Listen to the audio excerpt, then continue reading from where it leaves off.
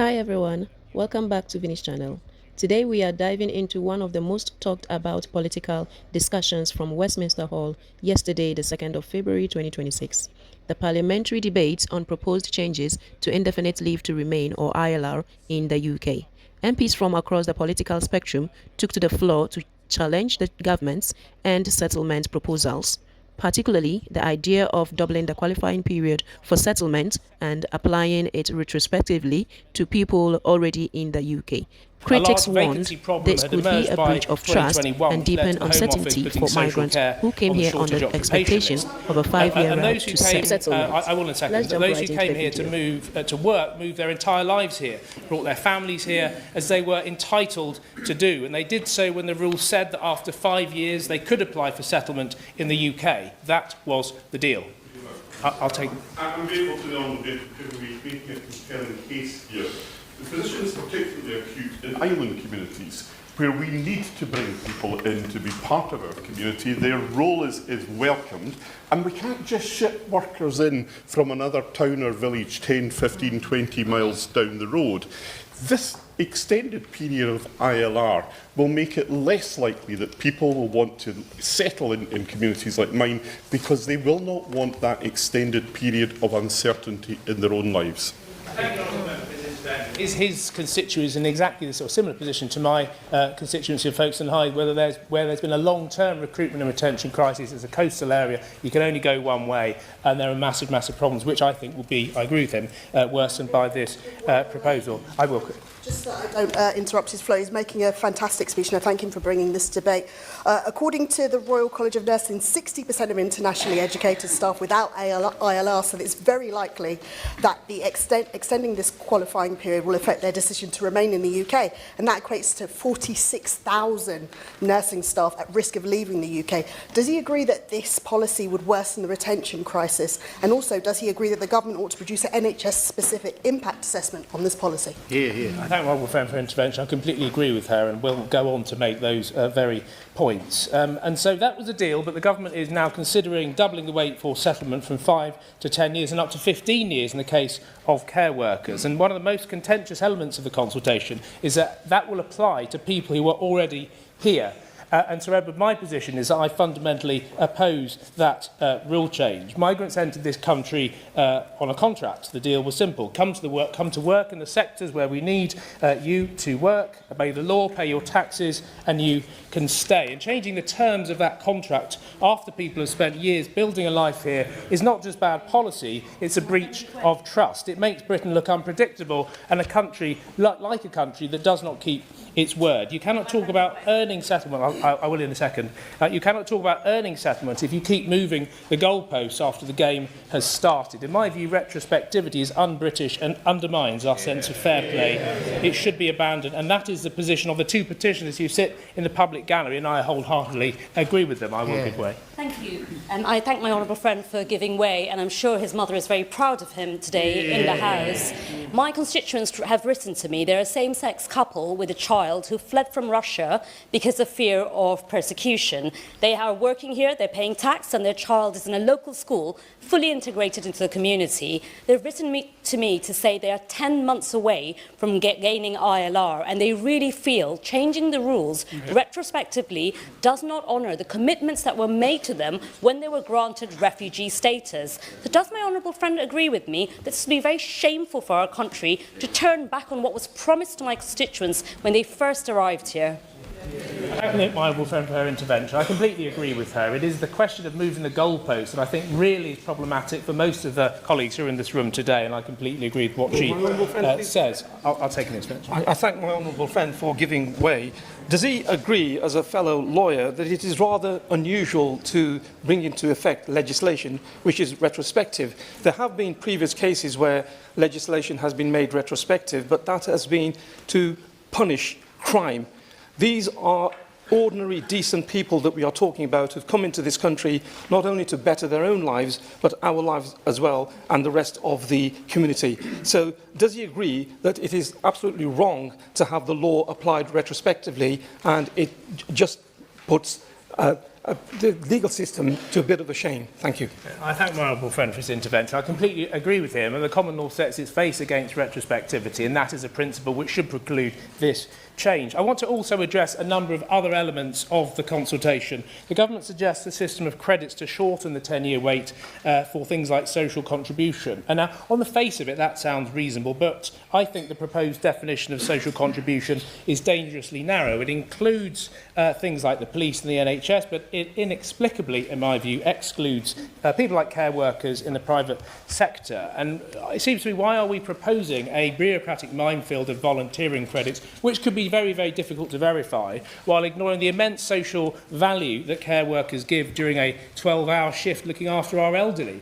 In my view, their job is their contribution, and that should be the credit. I'm also concerned about... I will. I thank the honourable member for giving way. He's making a really important case. In my constituency of Waveney Valley, the care sector is one of the largest employers, and local providers tell me that the proposed changes could drive 10 to 20% of people out of the care sector. So does he agree that before proceeding with these changes, the government must do a proper impact assessment on the care sector, and also address the fact that if the NHS has different criteria for allowing settlement routes, that could punish the care sector, which is particularly struggling already? I thank the honourable member for his intervention. These are, in fact, exactly the points made by the first petitioner who sits in the public gallery, who does indeed work in the care sector. I'm also concerned about the proposal to place lower earners, including most care workers, on the 15-year route to settlement. We've heard the points made by others about the problems in recruitment. It will certainly make the position worse. And during that limbo, you cannot progress. As one of the petitioners, Mr Weerasinghe, told me, he must complete the entire qualifying period on the same job code, meaning he has to stay essentially in the same job. So he can't progress, and it means that he can't move beyond the job that he originally came here for.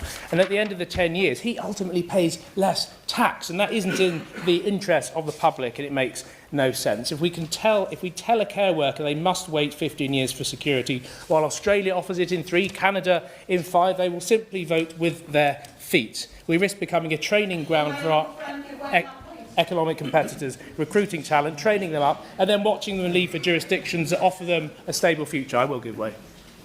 I thank my honourable friend for giving way and for leading on this very important debate, and for frightening people with my very loud voice. I'm sorry. but I wanted to be heard.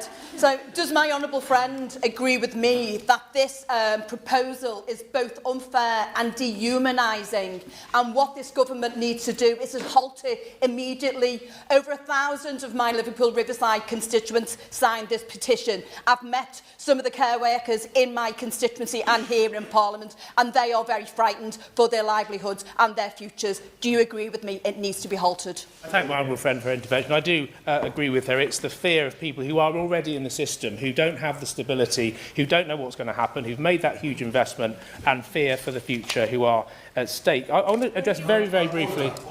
I see nobody intervening. There's so many people trying to get in this debate. We're going to try and get them all in. So the honourable gentleman's got to realise every time he lets somebody in for an intervention, they may not be able to give a speech. Yes, I'll press on very quickly to the end. I just want to address very quickly the public funds issue and integration.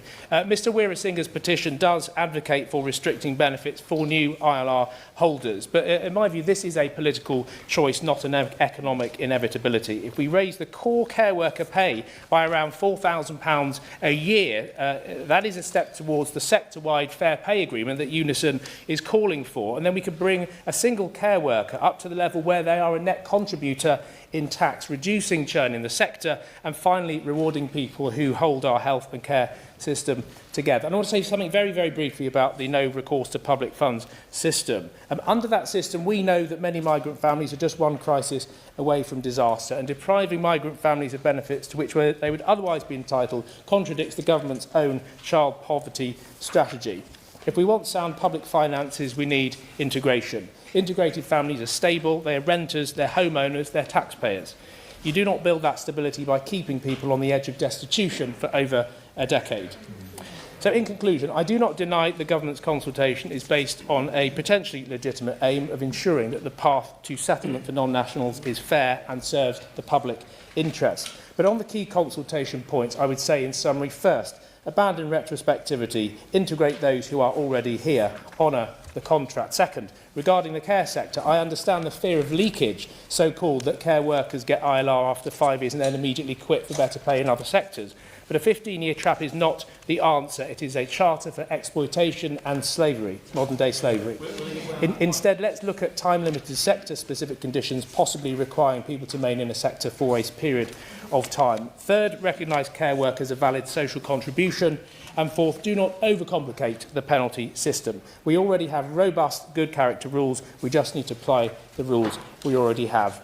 I urge the Minister to listen to the voices we've heard in the petition and today in this debate.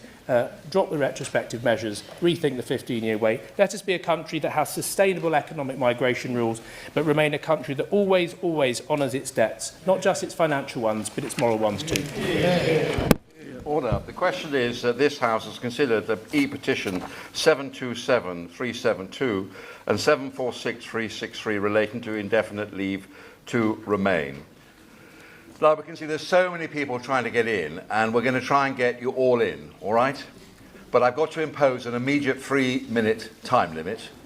And I've got to tell you that every time there's an intervention, that means that somebody at the back of the queue may not get in at all. So do bear that in mind. But we'll try and get everybody in, and we'll start with Cameron Thomas. Thanks, Joe Hood. It's an honour to serve under your chairship. Let me begin by thanking my constituent, Palasi, whose petition has led in part to this important debate. I believe that when you make a deal with somebody, you honour it. You are honour-bound to keep it. Ayana does not understand politics, nor should she have to. She began her education at nursery here in the UK, where she began to learn how to interact and play with others. And she made her first friends here in that nursery. Almost 4 years since her father made a deal with the UK to uplift his family and come here to work, Ayana now has many friends at school, where English is one of her strongest subjects.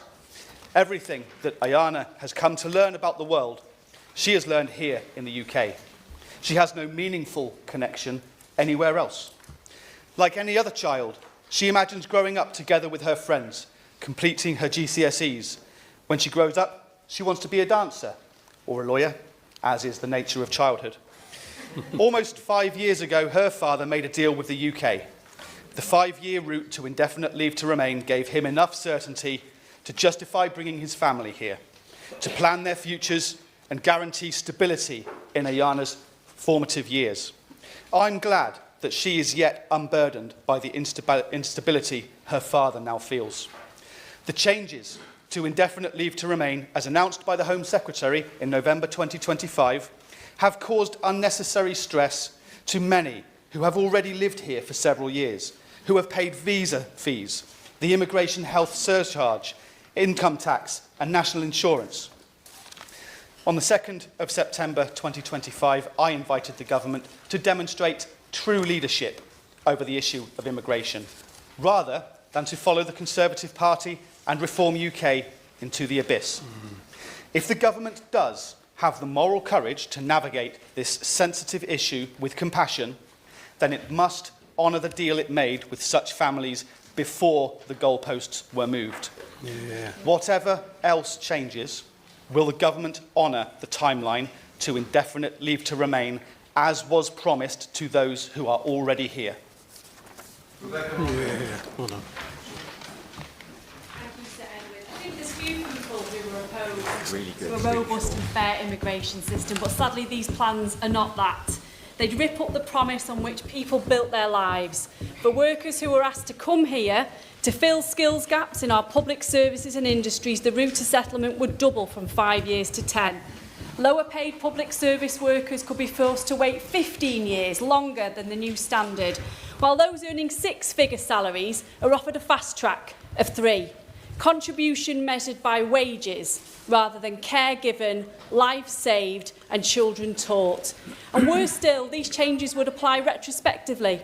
I want everybody to have time to speak. Worse still, these changes would apply retrospectively. Nurses, social care staff and council workers who came here under one set of rules would suddenly find the goalposts moved, or worse, deported due to harsher income thresholds, with their public sector employers unable to meet the increased salary requirements and their colleagues left behind stressed and overworked. Even after gaining indefinite leave to remain, people would face no recourse to public funds, settled in name but excluded in reality. For women fleeing domestic abuse, for disabled people, for LGBT communities, the impact will be cruel and profound. And these issues also reach beyond skilled worker routes. In the asylum system, charities and clinicians warn that prolonged insecurity deepens trauma and drives people into destitution. Earlier access to work, settlement and citizenship improves outcomes for individuals and for the communities they join. A humane asylum system with safe routes and timely decisions is not an act of charity, it's an investment in social cohesion. Another community unfairly affected are the BNO visa holders from Hong Kong. For them, the 5-year path to settlement must be protected and made permanent. Retrospective rule changes, excessive salary thresholds or language barriers would simply betray the commitment that this country made to people seeking safety and freedom. Children born here should have automatic and secure status, not years of uncertainty. So I'd urge the Minister, stand for dignity, fairness and humanity. Retain the 5-year route to settlement, end retrospective changes, protect refugees and BNO families, reform skilled worker visas so they prevent exploitation rather than enable it, and above all, recognise the simple truth that those who care for Britain are part of Britain. Iqbal Mohammed. Thank you, Sir Edward. It's a pleasure to serve under your chairship. Last week, I held a meeting in my constituency of Dewsbury and Batley with the Nigerian community. There were around 30 workers present, many of whom work intolerably long hours performing vital tasks for scandalously low pay in the healthcare and social care sectors. These people were scared. They were scared the state was going to arbitrarily deprive them of their ability to live with security and to plan with any certainty for the future. One of these individuals, her name is Uzuamaka, wrote to me outlining her concerns. Uzuamaka came to our country in 2022 and works in the NHS. She wrote, and I quote, that I am an immigrant, a taxpayer, a worker and a human being. But the new immigration white paper strips me and others like me of dignity, stability and belonging, end quote. Proposals to extend indefinite leave to remain, she quotes, to make someone live in limbo for 10 years despite working hard and paying taxes is cruelty in slow motion. 10 years of exclusion from a future. This is not about integration, it is about humiliation. How can a Labour administration that professes to care about social justice participate in such performative barbarity against immigrants, a group already vilified in the media and subject to acute marginalisation in the wider society? As Uzuamaka writes, this entire system treats immigrants as disposable tools. We are good enough to pay into the NHS, but not to benefit from it. We are needed, but never welcomed. Similarly, proposals are, quote, a gatekeeping tool. Most healthcare assistants, carers, cleaners and laboratory technicians will never meet this bar. Yet we clap for them, we depend on them, we call them key workers, now we discard them. Would end my quote. friend give way? I will give way. I thank my honourable friend for giving way. And on that last point he was making, last week over 45 migrant rights groups described the earned settlement proposals as fundamentally racist and classist. So does the honourable member share my deep concerns that these proposals will absolutely hit the most vulnerable the hardest and create a discriminatory two-tier system in which wealth and certain jobs or nationalities are prioritised over others?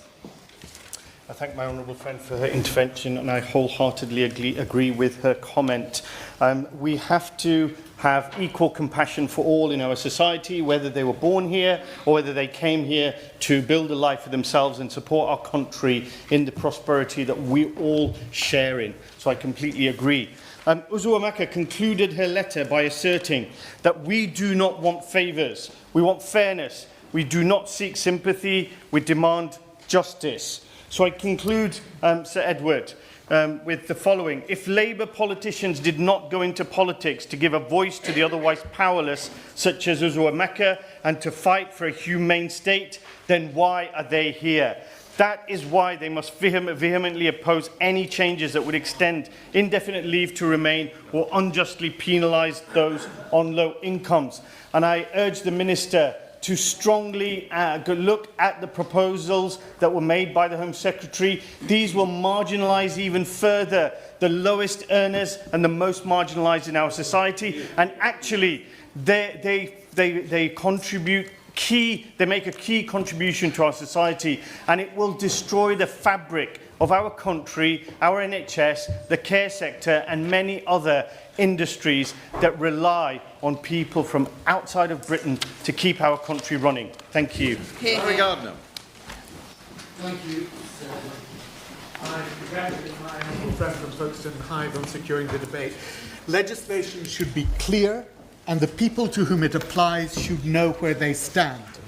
Retrospectivity and arbitrary or subjective criteria make for bad law precisely because they destroy that clarity and certainty. Many of my constituents in Brent West are deeply concerned by the government's consultation. I welcome the government saying that they will not change the status of those who have already settled status here. To have done so, they admit, would have been unfair.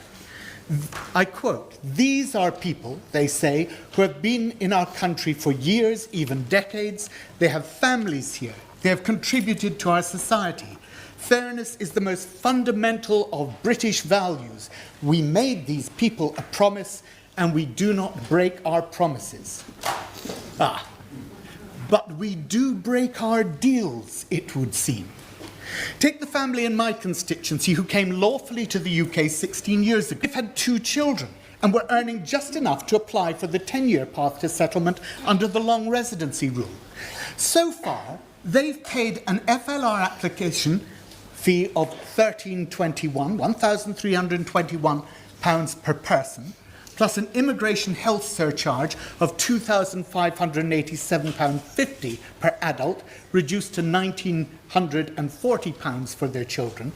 That's a total of £14,363, paid not once, but twice, because the fee is due every 30 months. So next year, when the 3rd payment is due, can the Minister tell me whether, after already scrimping to save the £28,726, they should double down and pay the 3rd instalment of £14,363, so they can then go on to make the final ILR fee payment of £12,126?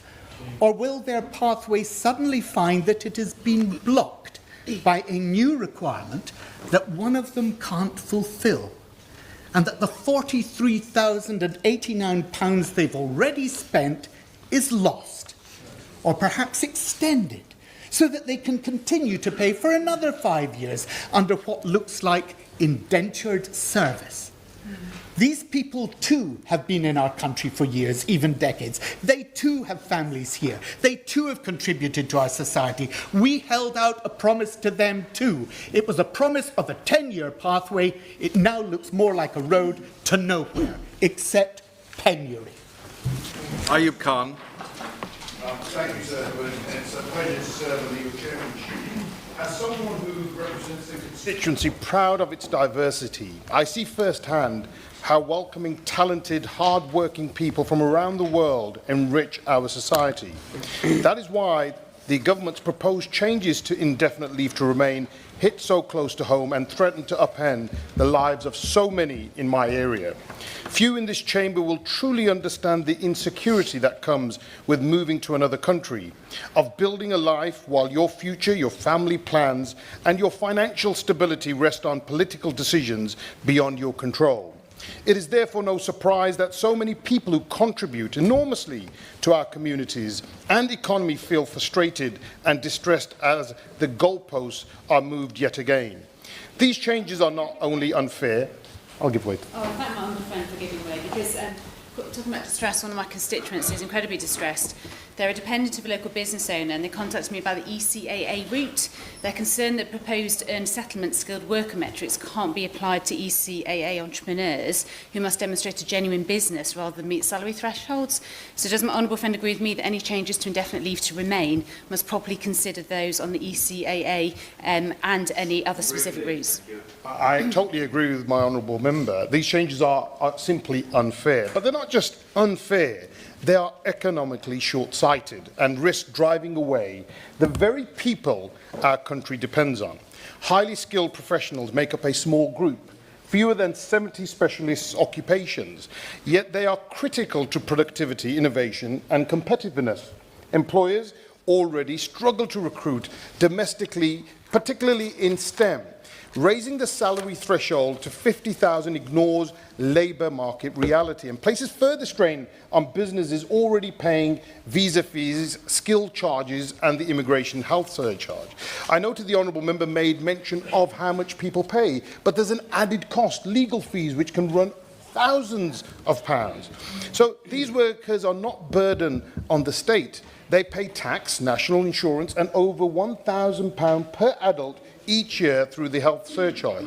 Many have partners who are also highly skilled and work full-time, yet their contribution is simply overlooked. Most concerning of all is the proposal to extend the settlement route from 5 years to 10, potentially applied retrospectively. People came here in good faith. Doctors, carers, engineers and teachers recruited during shortages on a clear promise of settlement after 5 years. Changing that promise and the years later breaks that trust and undermines confidence in an already punitive system. If the government truly wants a controlled and effective system, it must value contribution over political expediency. So I simply urge ministers to rethink this proposal, protecting existing routes and ensure the UK remains a country that keeps its word. Thank you. Abtisar Mohammed. And I want to congratulate my honourable friend for his expert advocacy on this particular issue. As a former lawyer who worked in immigration before being elected to this House, I can say with confidence that the changes announced last year and is expected to emerge through the consultation represent some of the most complex and far-reaching reforms we have seen in decades. We've been told that this is a moral mission about restoring order and control, creating a system that is fair and firm. But if that is the aim, why are we proposing changes that strip away certainty for people who are already here? People who believe that ILR, indefinite leave, was a transitional route to stability and not a moving target. Will you give way? I will, quickly. I thank my honourable friend for giving way. So many families in Reading, such as my own parents, decided to accept their places in the UK, their positions in the UK, and bring their children over on the promise of a stable educational future. We know how transformational education can be for those children to contribute to the economy in future. Does she agree that we must ensure that stability for those who are already here? I thank my honourable friend for her contribution and agree entirely. There are many people who uprooted their lives, accepted jobs, bought homes and enrolled children in schools and planned their futures in good faith on the understanding that settlement after 5 years was the agreed pathway. Instead, they are now being told that the rules have changed midway through that journey. Retrospective application of this policy would not only be deeply unfair, it would be entirely unjustified. At the same time, the uncoupling of joint routes to settlement would leave families separated for longer periods. Consider a family where the primary breadwinner may be fast-tracked to settlement, while their spouse, the primary caregiver, perhaps working part-time, is left on a longer and more precarious route. Where are the impact assessments for maternity leave, for part-time workers, for carers or people with disabilities? We cannot announce a two-dimensional approach to migration and work out the consequences people will ever make. I know that these proposals are under consultation, but we must be clear about the direction of travel. They risk recreating the very conditions that defined the hostile environment, long-term uncertainty, barriers to stability, and communities living with the constant fear that the rules could change again. When my constituents hear migration described as a destabilising event, migrants framed as a burden to be managed, and see policies recycled from failures of the past, they know that this is not reform. They know it is a road to insecurity and division. I want to put on record that the congregations of St Mark's and St Mary's in my constituency have presented me too with a petition urging the government to show compassion and to urge for suitable transitional arrangements for those who are already here, building their lives and contributing to our communities in Sheffield. They, like many of my constituents, know that these proposals lack humanity. They know that they will impose extraordinary hardship on friends, neighbours and the wider community. And they know that a country that truly believes in sanctuary does not make belonging something that has to be earned again and again and again over a lifetime. I urge the Minister to end any retrospective changes and to retain the 5-year route for people already here. Wishart. Thank you ever so much, Of all the grotesque and grim things that's been conducted in this race to the bottom with reform conducted by the Labour and the Conservative parties, this is by far the most grim and the most grotesque. In my constituency, I've met countless families who will be on the wrong side of this. Families who don't deserve any of this, who have done everything that has been asked of them. They work, they study, their children speak with a Scottish accent. And Scotland is the only home that so many of them have ever known. They are cherished members of our community. Yet many of them still wake up every morning unsure whether the life that they are building for themselves and their family will be taken away. That is why indefinite right leave to remain matters. It's the difference between planning for the future and simply enduring the present. I'll give it, yeah. Just very quickly to add, the voice of the Hong Kong BNOs in the Harpenden and Berkhamsted constituency who feel just like that. And one says, we built our lives, our careers, finances, childcare and caring responsibilities on the rules that were promised by this government, and that this limbo, this instability is a disgrace, and if the honourable member would agree with me. Absolutely. When people are given that security, it takes away that limbo, and I don't know if many people around this room could imagine that type of uncertain status. And this is what people have to live with every single day of their life. People, because of this, people will remain in the immigration system longer. They face repeated application, fees, health charges, and often legal costs.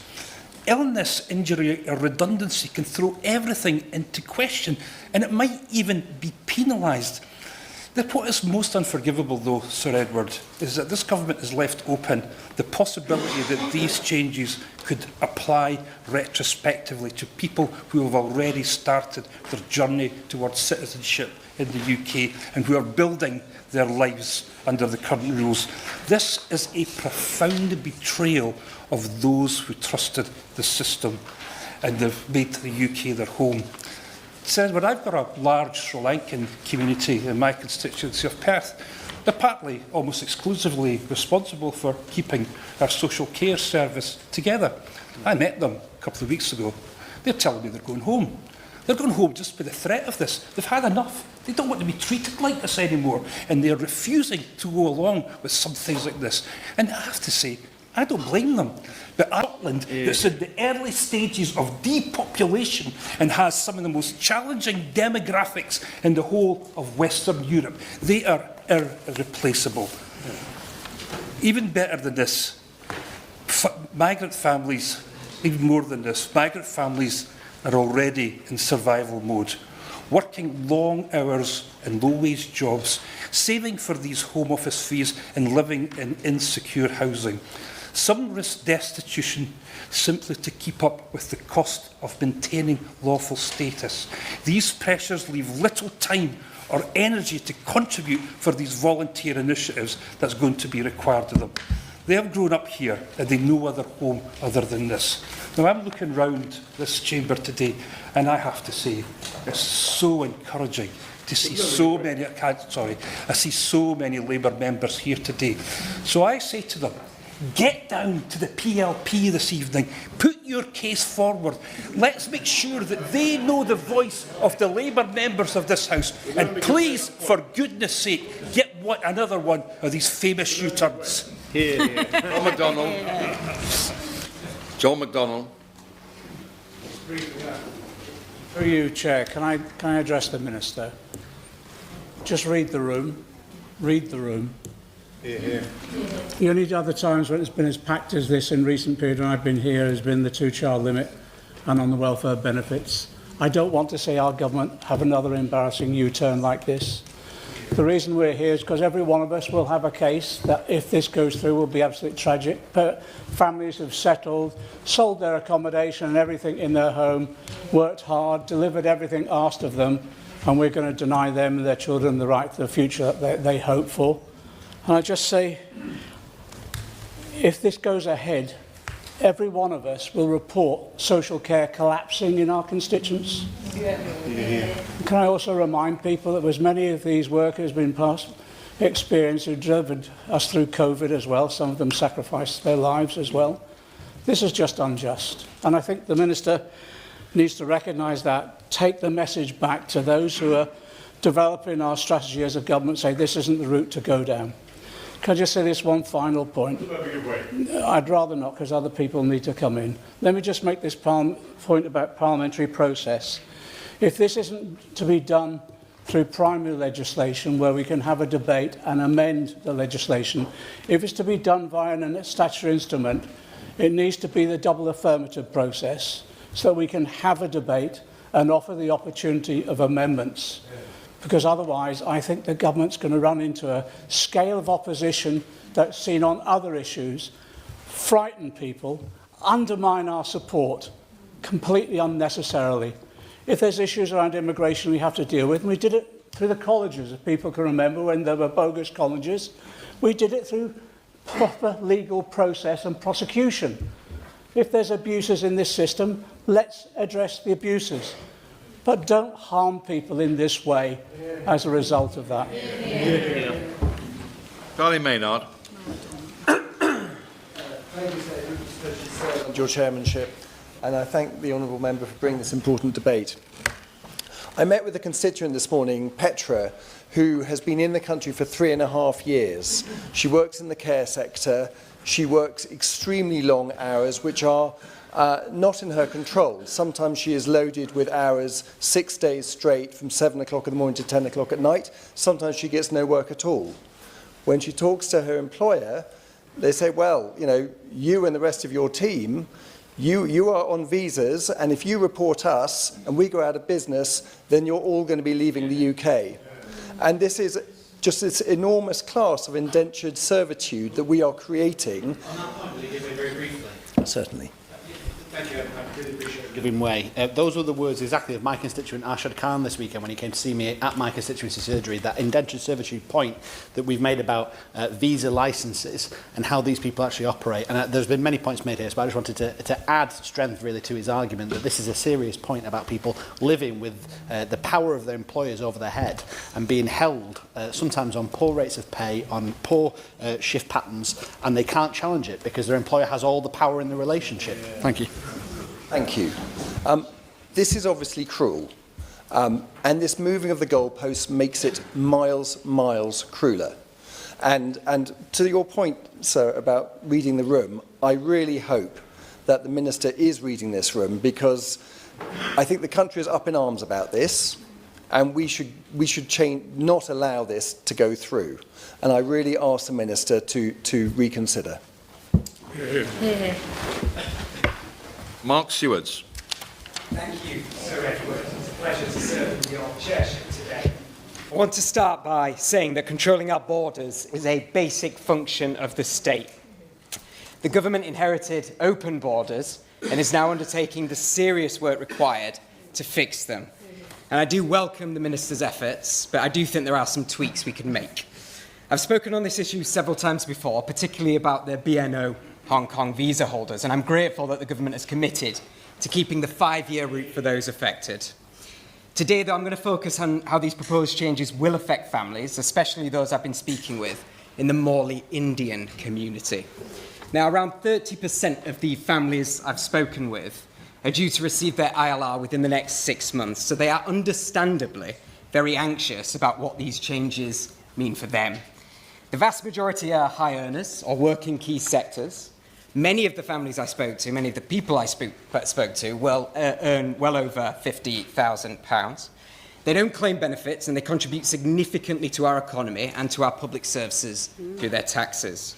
Now, it's because at least one member of these families is earning a high salary that their spouses and partners have been able to move into part-time work, often so that they can help raise the children and care for them. Now, as a result of this situation and the proposed changes, that they are now very worried they will not meet the new criteria at the same time as their partners.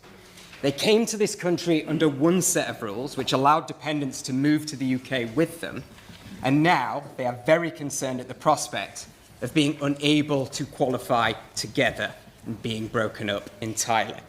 So my first question to the Minister is, has the government considered putting in place strong transitional arrangements that do not punish families who are already here, contributing far more to the UK than they take out? Or would the government consider that where a family, not an individual, meets the salary threshold, they can qualify for ILR together? And just one more point with the extremely limited time available to me. Many of the Morley Indian families I spoke with came over here knowing that while they were waiting for ILR, they'd pay international university fees, and they accepted that those were the rules. However, under these changes, they now might be waiting a lot longer, but worse still, they're going to find that if they do go back to India, they're no longer considered home students for the fees purposes there. So they find themselves trapped in a situation where they can't pay the fees here and they can't pay the fees back at home. I would ask, very briefly. I thank my honourable friend for the speech he's making. Does he agree with me that while the government seeks that these proposals increase integration, that actually we risk, by limiting ILR beyond 10 years, we're actually going to reduce integration in the type of instances that he outlines, and that risks undermining the integration that I see in workplaces, churches and community groups in Sunderland that I represent? Thank him for his point. I completely understand where he's coming from, and the people that I was speaking about in my point just before he made his intervention, they're going to find themselves trapped and effectively shut out from university education altogether, even though that they are already integrated into this country. So, Sir Edward, I just urge the government to consider the full impact of the implementation of these changes for people who are already here, already working, already contributing more than they ever take out, who came in good faith, and who have followed every rule we have set for them. Go on, Adam. Thank you.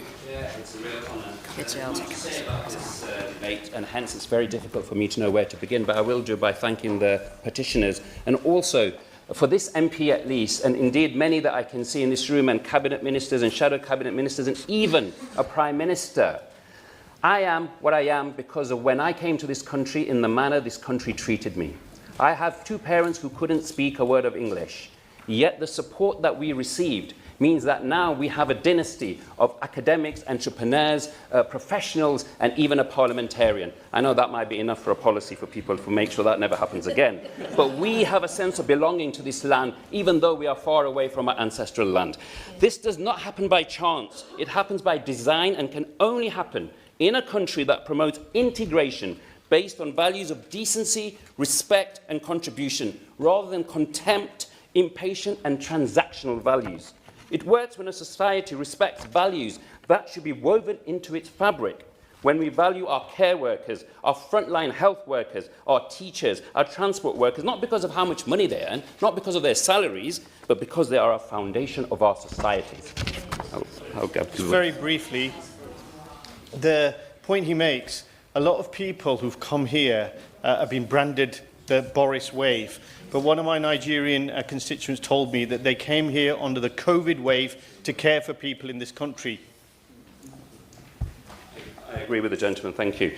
This policy also flies in the face of the Prime Minister's pre-election pledge.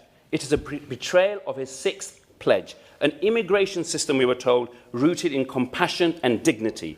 This is a betrayal felt, for me, and I'm sure for many, most sharply when it is an Asian Home Secretary, someone whose own journey reflects migration promise, now advances policies that punishes people just like her family and mine once were. And apart from being morally bankrupt, it also flies in the face of fiscal responsibility. We are told this is all about cost, that migration is a burden. Yet even those claims collapse under scrutiny. The widely cited £234 billion ILR emergency figure has been discredited even by its own authors. Correct the errors and migration delivers a net fiscal gain of £100 billion.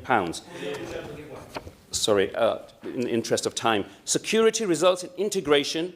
Insecurity results in chaos, and not to mention serious possibility of exploitation by employers, the indentured labourer point that has been made by my colleagues before.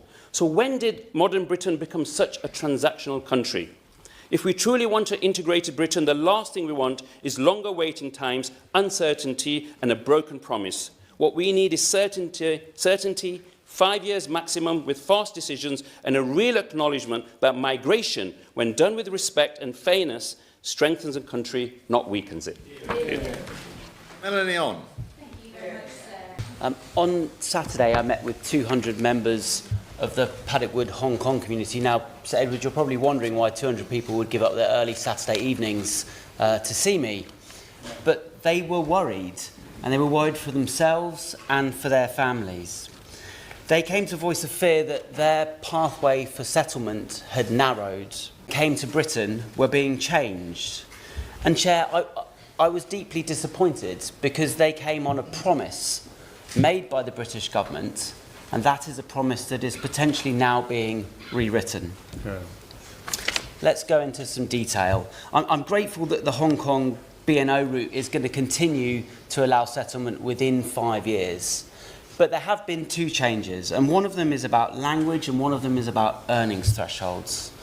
So on language, many of the B&O families came as 3 generational units. And in a 3 generational unit, you're of course going to have people who are quite elderly.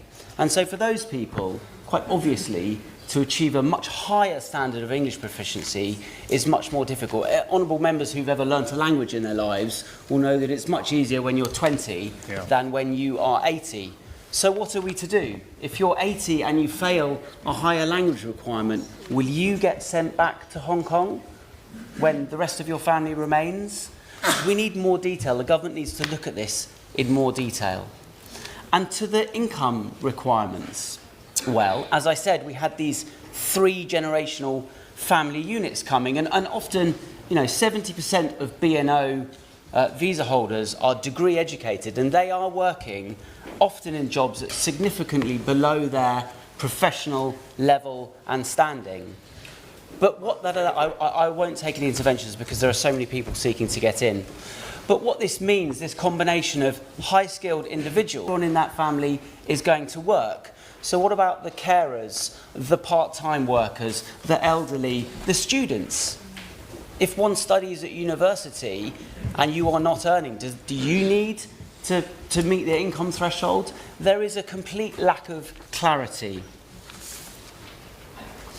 When I attended the Chinese New Year celebrations last year in Paddock Wood, and these were held jointly with the congregation of St Andrew's Church in Paddock Wood, I saw firsthand just how deeply that community enriches our community and how that was reciprocated from the native Paddock Wood community.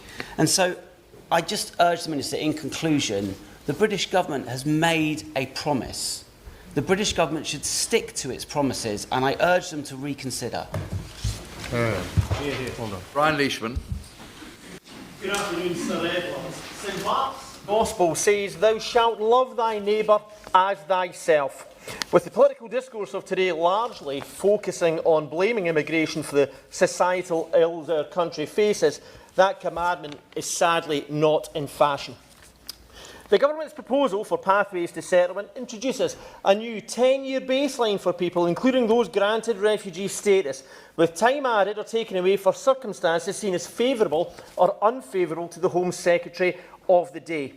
If someone was to arrive by illegal routes, then this adds 20 years to this baseline, meaning 30 years before they could apply for citizenship.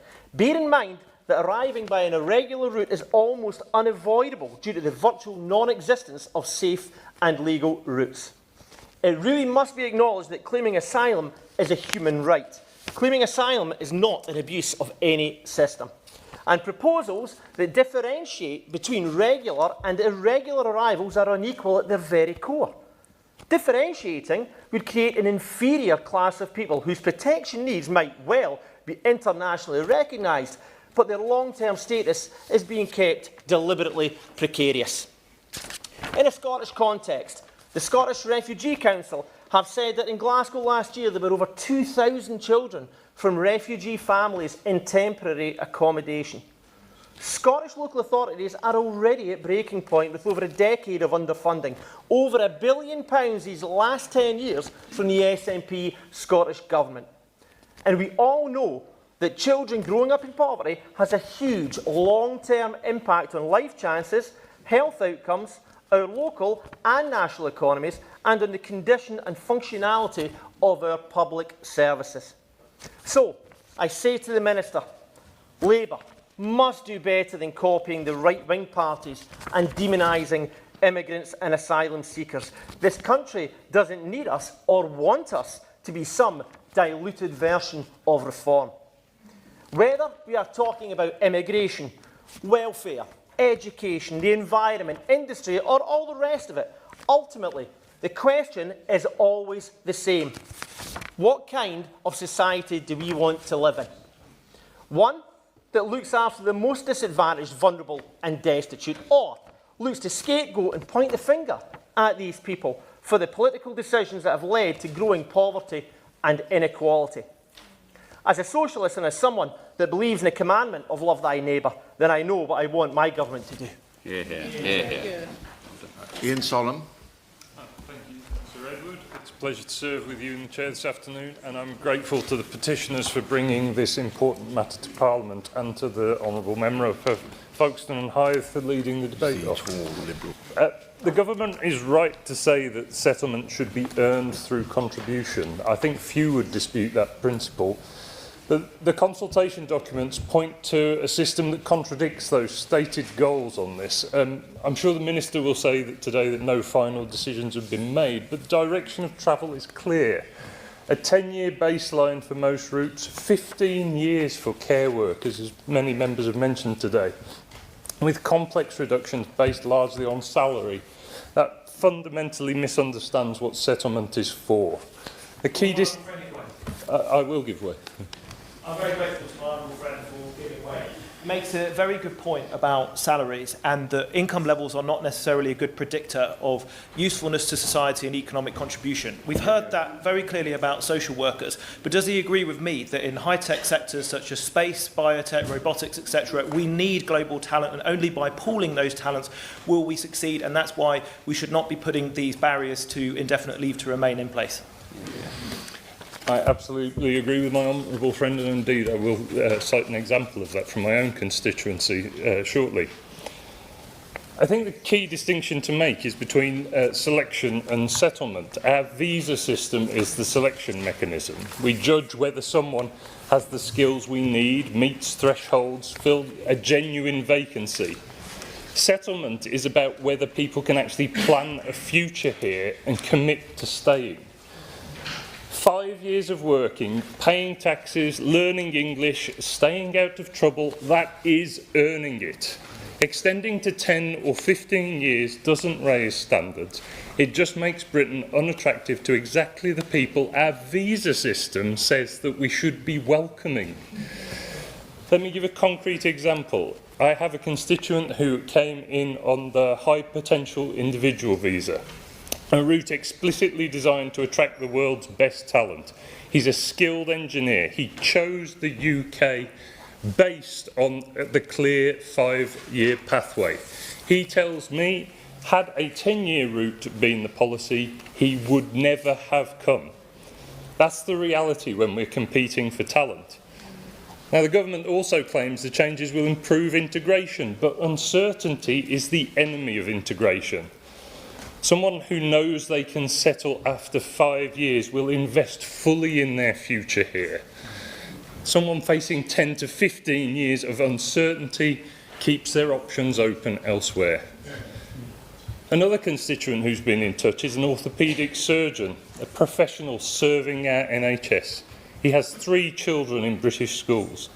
He tells me that if these rules change, he cannot wait for another 6 years. He will leave, and our NHS and our country will lose him and his... Thomas. Thank you. I choose to raise my concerns about plans to require skilled workers, health and social care staff, those who are fleeing persecution, to have to wait 10 years, even 15, instead of the current 5, to secure indefinite leave to remain. And in so doing, to echo the concerns of many in the Hong Kong community in Harrow, equally concerned about their status and their route to get indefinite leave to remain.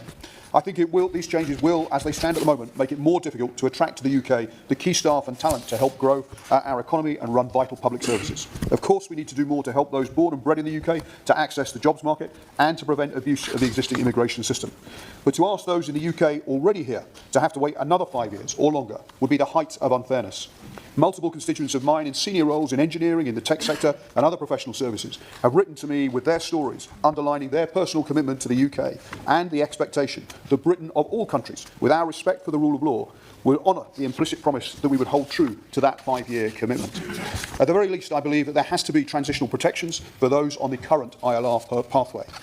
I am concerned that too often we shy away from recognising the economic contribution and cultural contribution that those from outside our country who make the UK home make to our communities.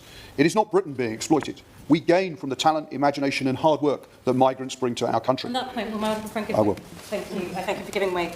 My constituent, Amin, by a pharmacy dispenser, a skilled worker from India whose work is essential to our community, raised concerns about recruitment and retention in health and social care roles. Alongside our investment in homegrown talent, does my honourable friend agree with me that we must make sure changes to ILR qualifying periods doesn't risk impacting sectors where we currently have heavy reliance on the talents of dedicated international workers? I very much do agree with my honourable friend.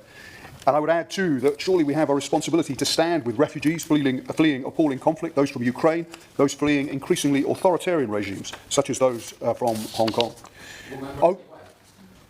Will you forgive me if I don't, as I've taken one intervention already. Overwhelmingly, migrants, whether they're from, in my constituency's case, from, for example, Pakistan, from the Caribbean, from India, Sri Lanka, or across Europe, have benefited my constituency. Those who work in the NHS or social care, are we sure we want to lose those vital workers from crucial public services?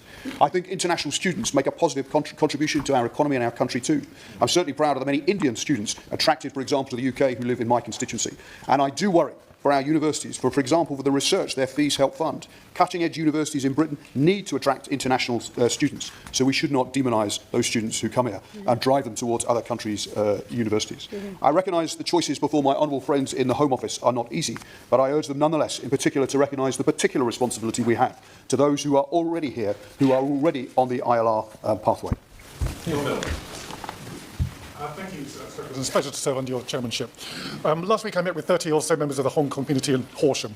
These people are professionals. They are teachers, students, engineers, doctors, business owners and directors. They are in work, paying tax, buying homes, raising families and contributing to local life. They came here legally. They came because the British government made them a promise. In talking to them, what struck me most was not anger, but fear. Fear that the basis on which they uprooted their lives is now shifting beneath them. Given the strength of feeling, the numbers affected, and the unique historical context as a former colony, I trust the government recognises that their recent changes, proposed changes to indefinite leave to remain, have or will have unintended consequences, and that this is a matter that they will want to address urgently.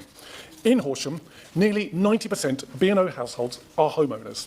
Clearly, they are not a drain on public resources. They are financially stable, yet some will nevertheless struggle to meet the new income threshold. Some family groups include older applicants, carers or non-working spouses, just as you would expect in any household. Many cannot simply earn more to bridge the gap, and others will take time to move into higher paid work and transfer their skills and qualifications. So I asked the Minister whether the government will consider taking account of assets and long-term stability, not earned income alone, when assessing ILR applications for Hong Kong B&Os. My constituents are also deeply concerned about the English language requirement. In Horsham, 4 in 5 of them say that they are worried about passing the exam. And they are people that seem quite fluent when I was speaking to them. Obviously, it affects older applicants in particular. These families moved across the world on a promise from the British government, and there's now a genuine risk that that promise will be broken. In all honesty, I don't think this new law was ever intended to affect them at all. So my asks for the Minister are straightforward. Exempt Hong Kong B&Os from the new earned settlement criteria, provide transitional protections for those already on the 5-year settlement pathway, and assess household income, not individual income, to keep families together. Thank you. Witherden. Thank you to serve with your chairship, Sir Edward. I wish to place on record my firm opposition to proposals to dramatically extend the timeline for the route to settlement, and in particular the deeply unfair plan to apply these changes retroactively. To now withdraw that promise is, as the Workers' Rights Centre has rightly said, an extraordinary betrayal of migrant communities. These proposals risk fuelling exploitation, deepening poverty, destabilising already fragile sectors, and doing real harm to the wider economy. Under the new system, so-called medium-skilled or lower-paid workers, including nursing, healthcare and social care staff, could face a staggering 15-year wait before being eligible for settlement. This is not a pathway, it is a prolonged period of insecurity. Last Thursday, I met with a group of local Unison members, all migrant care workers. Their dedication to our community is unmistakable. One told me that he regularly completes a long shift at Newtown Hospital, volunteers at Newtown Food Surplus afterwards, sleeps for 4 or 5 hours, and then begins his next shift. I cannot think of a clearer example of someone who gives wholeheartedly to their community. At a time when our care sector is already facing critical workforce shortages, these proposals will drive people away. Research from the Royal College of Nursing indicates that up to 46,000 nursing staff could leave the UK in response to these measures. That would be catastrophic. So I asked the Minister, what assessment has been made of the impact on staffing levels in our public services, particularly health and social care? And does the Minister recognise that forcing care workers into 15 years of temporary, precarious status risks destabilising the workforce even further, increasing delayed hospital discharges and placing yet more pressure on unpaid family carers? We must retain the 5-year route to ILR. We must halt the retrospective application of these changes. We must honour the terms that workers originally signed up to. And we must invest properly in social care, advancing the Fair Pay Agreement and protecting the rights and status of existing international recruits. It's not migrants who have weakened our public services. Successive governments have done so through underfunding and privatisation. Our migrant workers keep our health and social care system afloat. Punishing them with prolonged insecurity will only deepen the recruitment crisis and harm families and communities across the country. Diolch yn fawr. Charlotte Kane. Thank you, Sir Edward. I'd like to congratulate the petitioners on bringing forward this important debate. The government's immigration white paper has caused no end of confusion, anxiety and distress since its publication last year. To me, and for countless constituents who've contacted me worried for their livelihoods, it's profoundly and inexcusably unfair. Some don't know whether they should prepare to leave or continue with plans to invest in a new house, a job, marriage. Others are seriously worried about the status of spouses and dependents under the new rules. They're facing the reality of being entirely displaced, forced to abandon careers and personal lives, their colleagues, friends and homes. I've written to the Home Office, raising the fear and distress of my constituents and urging that at the very least they offer some certainty on indefinite leave to remain. Yet time and again I receive the same formulaic lines from the Minister, who refuses to provide the assurance that changes to ILR will not be applied retrospectively to those that arrived under the 5-year rule. Instead, my constituents are told that they must now earn their right to settle by attaining a minimum income level and proving their worth through volunteering. Numerous individuals have been in touch to tell me how upon their arrival in the UK, they spent time to complete degrees and master's degrees and on-the-job training to secure their places in valuable sectors such as science and innovation or our NHS. Now they're unsure if they can stay or if they can trust that even an extended ILR term will ultimately ensure their settlement. Others with jobs in areas such as adult social care, putting in long hours to ensure they're on track to settle status. Between putting in long, unsociable hours, doing invaluable work in our social care system, they don't have the time to further prove themselves by volunteering. Women are particularly disadvantaged, a fact which the government is yet to acknowledge. Whether it's due to limited access to skills, the gender pay gap, greater caring responsibilities, or taking maternity leave, they too fear they'll not meet the government's standards to earn their settlement. The government's planned changes to the immigration and settlement system are wrong, and they treat with contempt the countless people who came to this country fairly and planned their lives around the rules at the time. At the very least, I urge the government to treat these people with the respect they deserve. Will the Minister now rule out once and for all any retrospective application of changes to ILR and the addition of any new requirements to those already on the path to settled status? Thank you, Sir Edward. It's a pleasure to serve under your chairship today. And the proposals to retroactively extend the qualifying period for indefinite leave to remain create considerable insecurity and disruption for migrants living in the UK. Contrary to what many believe, the process of getting ILR is a difficult and costly exercise, so there's no need to make it even more difficult by increasing the eligibility period. We're not talking about new arrivals. These changes will impact those who have lived in the UK and contributed to our economy for at least half a decade. They are nurses, doctors, train drivers, construction workers, cleaners, carers, and others who keep our economy working. Thousands of migrant workers in these sectors are now being told that we do not value their contribution, and we risk losing these skilled workers, which would undermine our public services and our economy. I'd like to declare my interest as the chair of the APPG on healthcare workers. Now, the NHS and social care employs thousands of people on work visas to cover workforce shortages. Like one of my constituents, a healthcare assistant living in limbo due to these proposals, with a salary just £60 a year under the arbitrary threshold. And while we do not have robust data in that area, Conservative estimates suggest around 25,000 doctors, around 50,000 nurses will be impacted. So, as others have asked today, can the Minister confirm what data modelling or impact assessment has been conducted to assess how these changes will affect the health and social care sectors? After many years of failing to provide enough places in medical school, apprenticeships or other appropriate career training, we face labour shortages in many industries across this country. So we rely on immigration to fill these gaps. These changes make the UK a far less desirable and far less fair place to live and work. And those who have made their home here, these changes say to them, you're not welcome. So let us show those who have built their lives among us that they are supported, they are valued, and that they are truly welcome in our country that they also call home. Yeah. Thank you. It's a pleasure to serve with you in the chair.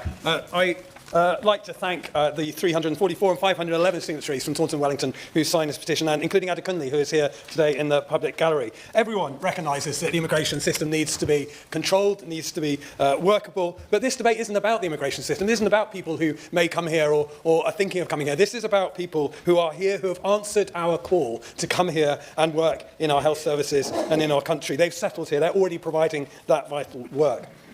And these changes, extending ILR requirements from 5 to 10 years, would remove from my constituency in Taunton Wellington care workers and potentially care services people need and rely on. I don't know who the government thinks will vote for the removal of care and care workers from their constituencies. It cannot be right to change the rules after people have made that big decision to uproot themselves, their lives, and invest their lives halfway around the world to be here. We have had a period of chaos in immigration. It's absolutely correct. The Conservatives lost control post-Brexit. Net migration jumped from 300,000 to 1 million in 2023. They loosened controls. They made promises. They made promises about settlement. And now they, and apparently the government, want to break promises made by the government to those workers who responded to Britain's invitation to be here, to move their lives here, and to build their families and their futures here in this country. Faith does need, of course, to be restored to that immigration system, but after that period of chaos. But you don't restore faith in a system by breaking the promises on which it is built. You don't restore faith by casting people out. To do so would be a breach of promise and a breach of trust. Patience, a care worker in my constituency, her family of 3 chose to be here, thrilled by a new life. Since the announcement, their family, she says, had turned quiet, and their 2-year-old son is constantly asking what's wrong. Ada Cunley has two toddlers here who are born here, who know no other country. They have no recourse to public funds. They now feel unable to raise concerns he now feels unable to raise concerns even about people he cares for and the quality of that care because of the risk of exacerbating the risk under that indentured servitude we've heard about. Effectively, sending people away, breaking that promise, would have massive impacts on older and vulnerable people in Taunton Wellington. If 50 care workers are expected to leave, then 100 people could lose that vital care. The government should instead honour the promise made. Do not change the goalposts after the game has begun. It must maintain the rules, including for Hong Kongers based in the UK, and build on the success the works have brought us. As a proud daughter of immigrants and proud to represent a constituency where we celebrate and cherish the contributions of migrants from all walks of life, from all around the world, including many frontline workers and carers, and in an area where we reject the hatred, division and intolerance of the far right who continue to target our area. Madam Chair, In debates and discussions about the proposed measures, the government have continued to point to the ongoing public consultation, which is closing on the 12th of February. However, I must take the opportunity today to ask the Minister on behalf of many of my constituents who have been in touch with me the following. When will the impact assessments be published, given the potentially wide-ranging impacts on all of our communities and the economy, including on local authorities and voluntary service providers? How does the Home Office reconcile the potential impacts of these proposals on migrant families with the government's wider commitments to reduce child poverty and homelessness in particular, as laid out in respective strategies published last year? How can the Home Office justify retrospective applications of these changes to more than 1 million people who came to the UK on the understanding that they will be able to settle after 5 years? And for the educators in my constituency, many of whom contacted me over the weekend, will the changes apply to all staff in the education sector? Because, as we know, professional services staff in the education sector play an essential role too, but their salaries make alternative settlement routes inaccessible. Madam Chair, I am alarmed, like many of my constituents, about the harm that these changes will make and have on our population. It will undermine integration, workforce stability, child poverty, and our ambitions to tackle violence against women and girls.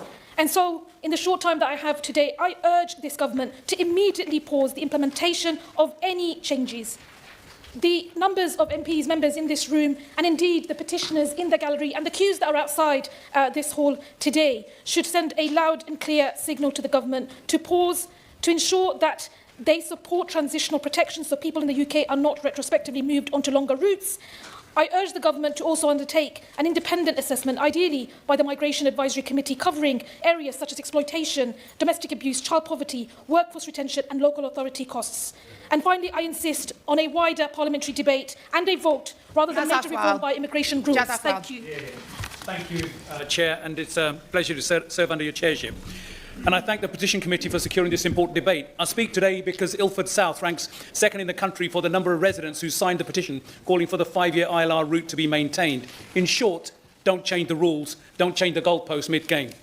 At the age of 7, my parents left the life they knew in the Punjab so their children might have a better future. Life here was tough. We had to work hard. Those values of sacrifice, hard work, contribution are still alive in the families across Britain today. Families who have come here lawfully, fill vital skill shortages, give up stability, work hard, pay their taxes and contribute fully to British life. Let's not let them down. I accept the government's diagnosis that our immigration system is no longer fit for purpose. It was allowed to fail under a Conservative government that lost control of that system, left people waiting in limbo and offended our sense of fairness. Now in government, we must restore order. But restoring order must never mean abandoning fairness.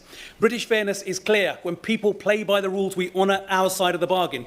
Changing the 5-year ILR route retrospectively for those already on that pathway breaks that principle and is wrong.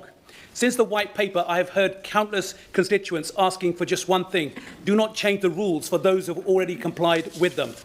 This was the framework they relied on when they uprooted their lives. Changing it after the fact plunges families into uncertainty. I thank the Honourable Gentleman for giving way. He's making a really powerful point. Does he agree that the changes to his rule could also have an impact on children, and we have to make sure that whatever the changes are, that they take into account that there are those children who are growing up in this country and who are based here who could be adversely impacted if we do not look at this carefully?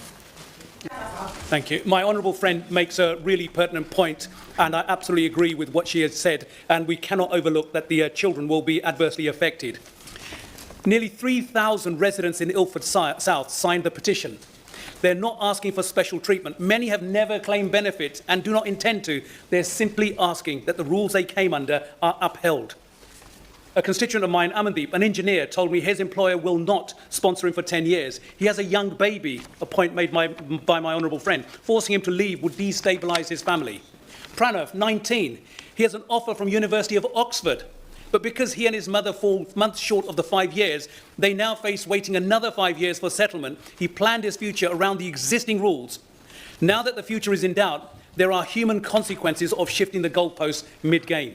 My constituents are not asking for leniency, just fairness. Britain succeeds when it rewards contribution, values fairness and keeps its word. Yes, we must control our immigration system, but control must never come at the cost of fairness, because a country that changes the rules after people have kept them is not restoring trust, it is breaking it. Thank you. Lee Pitcher. Let me start by saying something I suspect most members across the House will agree on. Our immigration system does require reforming. It needs to be fair, it needs to be clear. It needs to command public confidence. That includes securing borders, proper enforcement and rules that people can understand. But we have to be honest about what today's debate is about. It is about people who came here through legal processes that Parliament set. People who have made life-changing decisions based on the rules as they stood at the time, who came here to work, who are working, doing jobs our communities rely on every single day. People who are contributing, paying taxes, raising families. Their contributions matter. They matter. They really matter. In particular, I want to focus today on care workers. The care sector is under immense pressure. Many of the people affected are doing demanding, often lower paid, but absolutely essential work, caring for our parents, our grandparents, and some of the most vulnerable people in our society. Removing certainty from that workforce risks deepening existing shortages and undermining continuity of care. Now, this debate has been prompted by petitions, including one started by a constituent of mine, and it's because of him that this debate happens in part today, and I do thank him for doing that. Lawrence Bansil is a care manager with 15 years' experience across health and social care. He came to the UK from the Philippines with a nursing background, and he later became a British citizen through the 5-year route to indefinite leave to remain. He has spoken of his deep gratitude for the opportunities that this country has given him to build a great life, to lead in care and to support vulnerable people. He's also crystal clear about what is at stake in terms of the workforce. Speaking about care workers on health and care worker visas, Lawrence says, this is not simply an immigration issue. In his words, it's one of stability, dignity and the ability to continue caring for people who rely on them every day. He told me that the workforce remains fragile, and he's clear about the risks of extending settlement timelines, losing experienced staff, disrupting continuity of care, and ultimately harming the vulnerable people that the system exists to protect. Now, Lawrence is here today with the Hesley Group alongside a CEO, Virginia Perkins, and he says it's time to cement stability in social care, and he's urging government to ensure full impact assessments are completed. There is a wider point here, though, about fairness and trust in government. So my ask today to the Minister is a modest one. It's about clarity and it's about reassurance. And for sake of those affected, who we are talking about today, it's a straightforward ask to the Minister. Please provide clear guidance for people with an open application pending in the very near future. People who are imminently waiting to be told to their right to remain should not be left in limbo, unsure whether they be swept into a new regime partway through a process that they entered in good faith. Mary Foy. Thank you, Mrs. Miller. This debate is necessary because it goes to the heart of fundamental fairness. The petitions before us reflect a deep sense of betrayal felt by the people who came to this country legally, followed the rules, contributed to their communities and are now being told the goalposts are being moved. The government's proposal to double the qualifying period for indefinite leave to remain from 5 years to 10 years is not just a technical policy change. It represents a broken promise to people who did exactly what was... We're talking about people who've come here, chose to make our country their home, and indeed have been asked to come here by successive governments to support our public services. In the City of Durham, these are our neighbours, our teachers, the care workers and NHS staff who keep vital services running day in and day out. Last summer, I attended a Unison migrant workers event where care workers spoke to me directly about the uncertainty by these proposed changes. Migrant workers, particularly in social care, are too often trapped by sponsorship rules that tie their legal status to... Oh, okay. Thank you very much. I was at the same conference as my honourable friend, and the issue with regard to the certificates of sponsorship is a real issue because of abuse and exploitation. Does my honourable friend agree with me that the certificates of sponsorship should be decoupled from employers to avoid any exploitation by bad employers? Thank you for that intervention, and of course that was a fantastically informative a meeting that we went to, and I couldn't agree more with that. Because in practice, what it means is that a migrant worker, particularly care workers, are living under conditions that resemble indentured labour. And when settlement is pushed away further, that vulnerability is prolonged. By extending the route from 5 years to 10, we're effectively handing a bad boss 10 years of leverage instead of 5 years. And I've heard directly from John, who's in the public gallery today, and he's a care worker who's living in my constituency. For 3 years, John has cared for vulnerable residents in understaffed care homes, working long hours and without complaint. And even when he was treated badly by his sponsor or placed in an emotionally demanding situation, caring for people with advanced dementia, he carried on because he believed that there was a fair endpoint. And he described the shock he felt when he learned that the route to settlement could be extended to 10 years. That change affects not just his immigration status, but his child's stability, his family's well-being, and actually whether he feels wanted in the country he serves. The government argues that settlement is a privilege. I would argue that it's a common sense investment in a stable society. When people feel secure, they invest in their homes, they put down roots, they integrate and they contribute more fully to their communities. So I urge the government to think again, protect the 5-year route and ensure that the UK remains a country where if you work hard and follow the rules, you're met with fairness and compassion. Thank you. Rachel Maskell. Thank you, Ms Lowe. It's a pleasure to see you in the chair. My word is my bond, and when we break our word, we break our bond, not just with those people which have trusted in our country, given up their lives and come to serve us, but also across society as a whole, something we're really challenged with at this time, and therefore we've got to build trust, and it starts with how we respond to this white paper. The problem at the heart of the white paper is the wrong diagnosis and the wrong cure being prescribed. If you prescribe the wrong medicine, you make the patient sicker, and that is exactly what will happen. We've got a serious skills shortage across our country. We know our health and care systems are creaking. We can't get the right care in the right place at the right time. We know that we need our children teaching in our schools, a generation of houses to be built and infrastructure to find its way across our country. And yet, if we put those skills at risk, if we create insecurity, our economy will not function, our public services will continue to crumble, and our society will be worse off, causing more pain across those communities that desperately look to Labour to find its solution. And therefore, I say to the government, the only place where this policy belongs is in the bin. It has completely misread what the country is saying at this time. And when going through the detail, and I will be putting a submission to the consultation around the earned settlement, I have to say it is gendered. It is built on the premise that we know it's biased against women, built on a patriotic belief that someone of a higher pay status is worth more, and instead we should be thinking about justice and fairness for everyone, ensuring no matter how much you earn, what language you speak, and of course it doesn't mention our second English language, British Sign Language, once in the report. It shouldn't matter about the contribution you make. For some people who are disabled people, coming here, just being, is being part of our communities. And of course, then going into the prejudicial rhetoric around recourse to public funds. We must be a country which shows our standards, our compassion and our morals, and this paper certainly fails on each of those criteria. What I would say to my constituents in response to this paper is my word is my bond. If these proposals progress, I will be voting against the government and ensuring many of my colleagues join me in the lobbies, because this isn't a Labour policy. Howard Boone.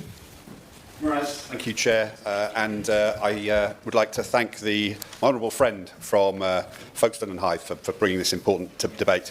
In my Camborne, Redruth and Hale constituency, there is profound anxiety about the changes to indefinite leave to remain, and I know the Minister knows this because I've written to him on this subject already.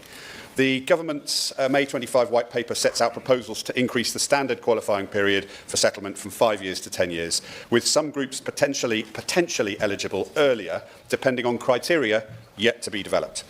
Whilst I am supportive of a consultation on tighter restrictions on indefinite leave to remain for people who have not yet arrived in the UK, I'm deeply uncomfortable with the principle of changing the rules for people already in the UK, who so often experience huge upheaval in order to settle in the UK. They've described to me having made decisions about work, housing, education and family life based on the existing 5-year pathway. Many have shared the emotional toll of the uncertainty they are now experiencing. They are working hard and paying their taxes in the UK, only for the goalposts to move and for the terms under which they came to the UK to change. That's not right, I'm afraid. It's not keeping our word, it's not fair play, and dare I say it, it is not British. Many of the people I've talked to in Camborne, Redruth and Hale, like as was mentioned in Folkestone and Hythe and in the Highlands, work in the NHS, social care and many in hospitality. In Cornwall, we already have chronic shortages of these types of workers.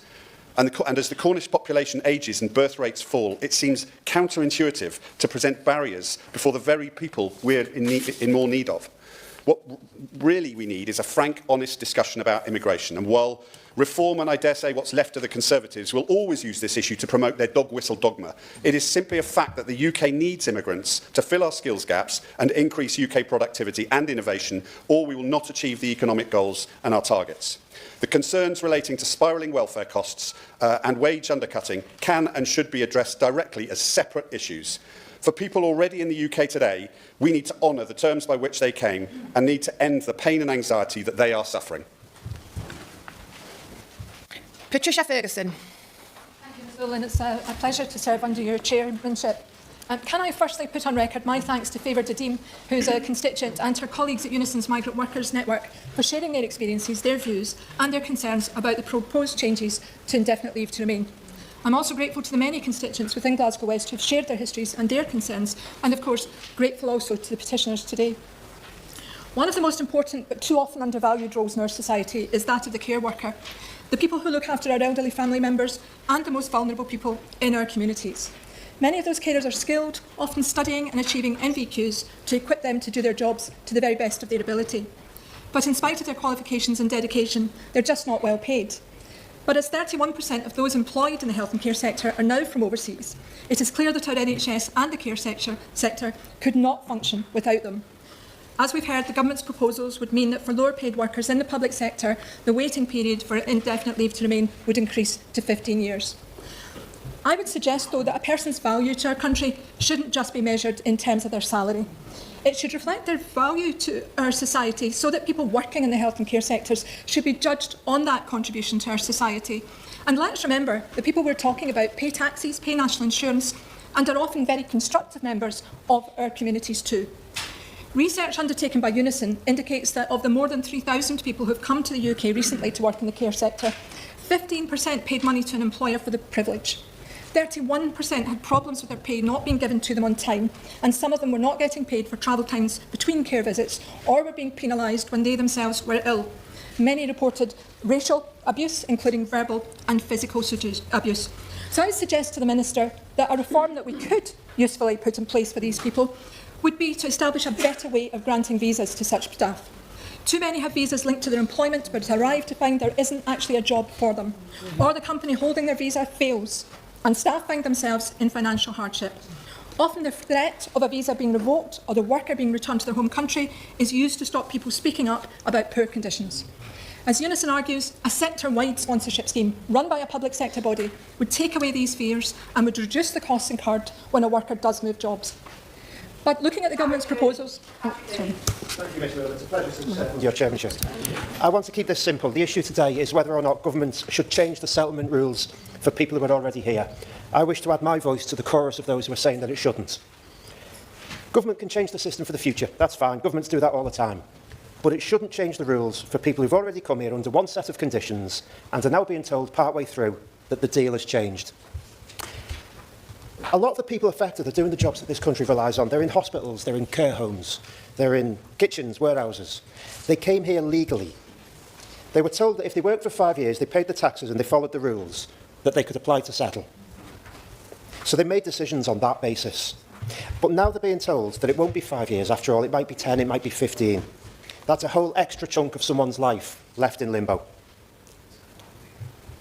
In the interest of time, I'll cut my speech short, Ms Lewis, but none of this has to be this way. If the government wants a 10-year route for people coming to the UK in the future, I'm fine with that. That's one thing.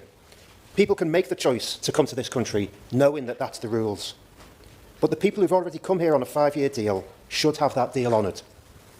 So I'm asking the government to draw a clear line in this issue. New rules for new arrivals, that's fine. But don't move the goalposts for the people who are already here doing their bit for this country. Thank you. We're in Dudgeus. Thank you, Ms. Wu. It's a pleasure to serve you on chairmanship. I find myself declaring an interest because I am an immigrant myself. I was born in East Africa and my parents moved to this country with my 2 elder brothers. We came to Wolverhampton and I am very proud to call myself a Wolverhamptonian, with me now having the privilege of representing the amazing people of Wolverhampton West, a community in which 1 in 4 people like me were born outside this country.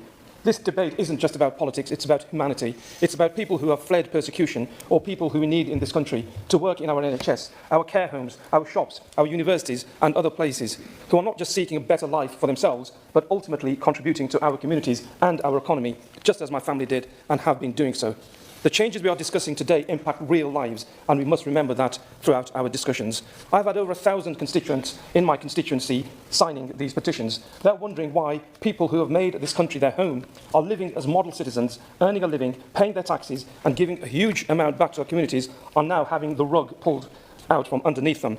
One of my constituents, Subranachu Kumar, a highly skilled worker who completed his master's degree here in the UK, and he's just 14 months away from reaching his settled status, now finds himself in limbo. He was planning to buy a house next year, but now feels he cannot do this. He is not asking for special treatment. All he wants is that the rules that existed when he decided to come here remain in place. Making the proposed immigration reforms retrospective not only undermines the basic premise that the law should be stable and understandable, but it destroys confidence in the entire system, and it betrays those who came into this country in good faith. To apply these rules to those who are already here and working towards their settled status is inherently unfair. Madam Chair, the strength of feeling on this debate is obvious, evidenced by the number of people here. On 17 December last year, over 800 migrant members of the largest trade union in this country, Unison, attended one of the largest lobbying events in Parliament's history, engaging with over 100 MPs. These people are here legally. We should be making it easier for them to become settled citizens, not make it more difficult. Our diversity and multiculturalism is what makes our country great. We should be protecting legal migrants, not only to enable them to better their lives, but to better our lives too, so that everyone who lives in this country, who call our home, prosper.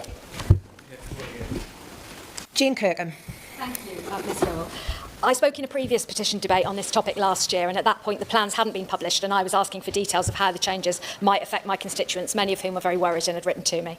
And I talked in that debate primarily about doctors and medical staff, because my constituency is home to Cornwall's only acute hospital. But I've also been contacted by accountants, chefs, an electrical engineer working in tidal energy, and academics, people who made very valuable contributions to their communities and call Cornwall home. We now know that under the consultation proposals, the changes will be also applied retrospectively. Some of these people have been living and working in the UK for 3 to 4 years and assumed they would soon be eligible for indefinite leave to remain. Healthcare assistants and care workers, for example, in my constituency now potentially face 15 years of uncertainty. These people came to the UK on expensive work visas with an understanding they could apply for that settled status after 5 years. As others have said, one constituent described his reaction to the proposed changes as feeling like the goalposts were constantly being moved. They've invested their hearts and their families in this country as well as their money. I've encouraged my constituents to provide responses to the consultation and to make their voices heard. And I hope that if significant concerns are being raised about these proposals being applied retrospectively, that the Minister will look at this again. Anne Cox. Thank you, Mr. Gould. Like many colleagues, I believe we need a migration system that's robust and fair. It needs to be robust because, like any sovereign state, the UK needs to be able to exert control over its borders. But it needs to be fair because we're a state that defends and cherishes a rights-based order. I wanted to speak in this debate today because I have concerns about the unfairness of some of the proposed changes to the current settlement system. I don't dispute the fact that some changes are necessary. I strongly agree, for example, with that we need a complete overhaul of the way in which we issue visas to those coming to the UK to work in the health and social care sector, as many colleagues have alluded to. Unison's proposal for a sector-wide visa system to replace the current one in which individual employers issue individual visas is a very good one, and I'm pleased to welcome Unison members from Colchester in the gallery this afternoon. That's a change that would do a great deal to safeguard the rights of all those who work in that vital sector. But other proposed changes to settlement routes give me and others cause for concern. The extension to the settlement qualifying period, the raising of income thresholds are going to impact much more heavily on those vital public sector workers that we've heard about this afternoon, workers upon whom we all rely. So I would encourage the Minister to look at extending exemptions to those proposed changes, and whilst also adding my voice to the idea that these shouldn't apply retrospectively. On the matter of exemptions, the Justice Select Committee, on which I sit, has had a productive exchange with the Justice Secretary recently on this matter, and he assured us that those who have come to the UK to work as prison officers will be exempted from the proposed income thresholds. I understand that parliamentary colleagues who work or previously worked in the allied health professions, in physiotherapy, occupational therapy, pharmacy, as well as social work, have also been making a similar case for income threshold exemptions in those vital sectors, so I'd encourage a very close look at that. And finally, as well as being robust and fair, our migration system needs to be in step with other aspects of government policy. It needs to offer migrant workers and their families the kinds of protections that we seek to offer citizens across the country through our Employment Rights Act, Child Poverty Strategy, VAUG Strategy, Gender Equality Strategy and Homelessness Strategy. If I may, I'll write to the Minister separately to set out my concerns about what I see as a poor alignment of the current proposal with those elements of our mission as a government. Thank you. Dr. Scott Arthur. Thank you, Ms Sewell, and you won't be surprised to hear that it's a pleasure to serve under you today. I want to start by thanking an honourable member who introduced this debate, thank the hundreds of Edinburgh South West constituents who either emailed me or took part in my survey, and above all else, thank the 350,000 immigrants who work in our NHS. And I do want to also refer members to my register of interest. I'm speaking today because I'm concerned that these proposals are going to damage our ability as a country to attract and retain talent. I think we can all agree that the UK must continue to attract and retain world-class talent in every sector of our economy.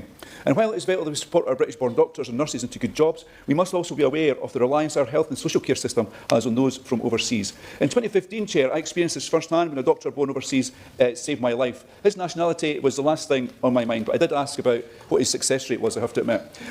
And through my work on my rare cancers bill, I've also seen how vital contributions of immigrant doctors, nurses, researchers are to cancer care in the UK. I met with Cancer Research UK today, and they say they spend just under £900,000 a year on visa costs. Wouldn't it be fantastic, Ms Leo, if on Wednesday, World Cancer Day, the Home Office was to waive those costs? Equally, in my past life at Heriot University, I was lucky to work alongside fantastic academics from around the world, each of them contributing to research and teaching that only enriched the academic experience of the students at the university. In May, an old colleague wrote to me with concerns about the changes. He and his family had moved to Edinburgh in 2006 to take up a lectureship at Heriot University. Since coming to the UK, he's graduated over 100 MSc students and 35 PhD students, sharing his experience with others who will go on to benefit our country. Him and his wife also works on infrastructure projects for the NHS and Scottish Water. This is a couple who could choose to live anywhere in the world. So, of course, they live in Edinburgh South West, and I'm proud they do. But it's really important that we do continue to attract people like him and his wife. And he tells me that these changes, although he is now a British citizen, I have to say, it does lead him to question how valued he is to the UK and his children as well. And others in his network feel exactly the same. So I do want the immigration system to work. But I think the first step in getting it to work is for the government to listen to what people are saying today. And I think, above all else, look at the consultation responses without any preconceived notions and think about what is best for our country. Thank you, Ms Lewell. Tracy Gilbert. Thank you. It's a pleasure to serve with your chairship, Ms Lewell. I'd like to start by thanking the hundreds of constituents from Edinburgh North and Leith who took the time to sign the petition and who have spoken to me about this issue that we're debating today. I think it's essential that we have a serious discussion about the positive impact on society and the economic benefits that immigration has for the prosperity of our country. In my Edinburgh North and Leith constituency, we see these benefits every day, whether it's a Nigerian carer, a Spanish cleaner or an Indian doctor. They play a vital role and are valued. Many of them will be working in sectors where we have a skills shortage, and so quite literally, things wouldn't move or progress without them. Skilled people come into our country to work in the UK, make financial contributions to the state. As workers with a form of temporary leave to remain, they'll have paid thousands of pounds in fees to be in the UK, and that is before taking into account any taxes they pay. Many of my constituents who have made Edinburgh their home have been in touch with me to express the uncertainty they now face. Ms Lewell, this situation is unfair. This is not just my view, but it's the view that has also been expressed in court. In the 2008 judgment of HSMP Forum Limited versus the Secretary of State, the High Court considered changes to the then highly skilled migrant programme that would have extended the period before any person could apply for indefinite leave to remain retrospectively. In this ruling, the High Court said that applying new rules retrospectively was unfair and unlawful, and that migrants had a legitimate expectation that the rules which they initially granted would continue to apply. If the changes being proposed by the government are enacted on a retrospective basis, it is likely that the High Court will take a similar view, applying the changes as it did in 2008. Established practice, backed up by the High Court, has always protected those already with the system from the effects of any new rules, and I urge the government to uphold this principle. I'm therefore asking the Minister to ensure that those who enter the UK under the 5-year indefinite leave to remain framework will remain eligible to apply after 5 years of lawful residence, in line with the visa conditions they were originally granted, and any new policy will not be applied retrospectively. Josh Newbury. Thank you, Ms. It's a pleasure to serve under your chairship, and I'd like to thank my honourable friend, Member for Folkestone and Hythe, for opening the debate so thoughtfully, and I also thank the petitioners for enabling us to debate this issue. 96% of my constituents in Cannock Chase were born in the UK, and yet immigration is one of the issues most frequently raised with me. It's a debate that matters to and affects people right across the country. In recent years, rhetoric around immigration has, I believe, led to a fundamental misunderstanding of the motivations of many people who choose to make Britain their home. At the same time, legitimate concerns about the impact of migration on communities, particularly when it is rapid, have been dismissed as bigotry. This leads only to resentment, entrenchment and toxicity, so I'm glad we're having an open and respectful debate this evening. As always, I'm keen to hear a range of views, particularly from those who will be affected by the things that we discuss in this place. 2 weeks ago, I met faith leaders and members of the congregation of the Victory Church in Rugeley, most of whom work in health and social care. What they shared with me was not opposition to reform, but a need for clarity and reassurance. They could see why change is needed, and they feel that they support the concept of contribution, which they believe that they are making in many different ways. But the proposal that people in so-called lower skilled roles could face qualifying periods of up to 15 years is causing concern, particularly for those in social care. The people I met pointed out that social care requires extensive training, safeguarding responsibilities, emotional resilience and compassion, but often is not well paid, meaning that they're not going to reach the income thresholds under the government's contribution proposals. They aren't asking for special treatment. They made a constructive suggestion. Could those who demonstrate a long-term commitment to care work and continued professional development have access to quicker settlement? I hope the Minister will say something about how the contribution of social care workers in particular can be recognised. The issue I heard loudest, though, was the need for transitional arrangements. People have understandably planned their lives around the expectation of ILR after 5 years, so I hope the Minister can give us some clarity on when we'll know what these arrangements will be. Uncertainty is affecting families' ability to plan. My constituent Solomon works in social care. His daughter is currently doing her GCSEs and recently won an award for academic excellence. He fears that on the brink of getting ILR, his family could face a decade or more of uncertainty. In the interest of time, I won't. Communities like mine are asking for a system that is fair, rewards contribution and provides a clear pathway for those who put down roots and serve our country. I left Victory Church in no doubt that the people I met were making an immense contribution to our community, and I'm sure my constituents will be proud that they want to make Rugeley their home. So whilst I support the government's objectives in reforming the settlement system, I ask the Minister to ensure clarity, dignity and stability is baked in and spelled out as soon as possible. Thank you. Christine Sullivan. Thank you, Ms Lowe. It's a pleasure to serve under your chairship this evening. Whilst 116 people in my constituency have signed the petitions under debate today, it's the story of one Bathgate and Linlithgow constituent, I'll call her Jill, that stuck with me. And it's a story of anxiety and uncertainty for Jill, who works in social care on a health and social care visa. She described the reality that many face, low pay, unsafe workloads, and a fear about speaking up regarding conditions at work that could put her visa at risk. She made the point that these pressures have been pushing people to breaking point across the country for years. She captured exactly why this issue matters. People like Jill moved here in good faith. They brought their families, they got jobs in health and social care roles, filling the critical gaps that we have in the workforce. They're contributing to society and dutifully paying their tax. Now the goalposts are potentially being moved. Thus, I would like to press the Minister to commit to protecting those already on the 5-year route to indefinite leave to remain from retrospective changes. For workers like Jill, settlement isn't just a petition or a debate. It's whether they can plan a future in the country for which they're helping to care, whether they will have to uproot their families and leave the homes where they've created connections and communities, whether they can speak up about unsafe conditions without fear, whether the sacrifices they've made financially and emotionally will ever lead to the security they were promised.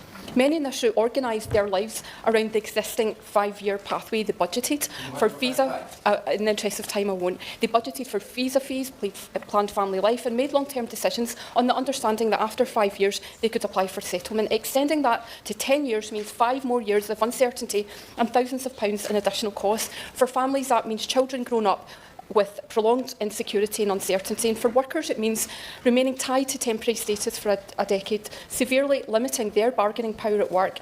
And for our public services, it risks driving away exactly the people we can least afford to lose.